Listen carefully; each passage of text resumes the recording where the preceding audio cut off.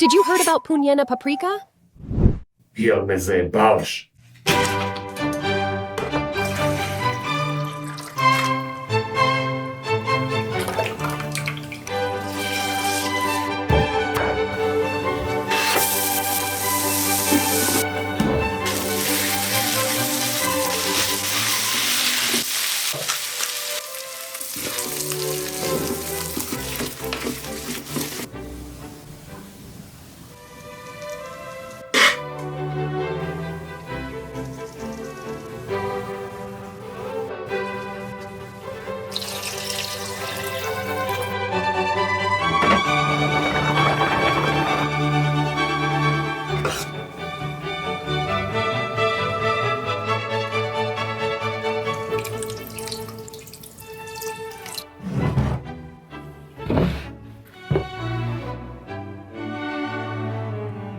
Da sam čuo za punjenu papriku, a? Evo, izvoli.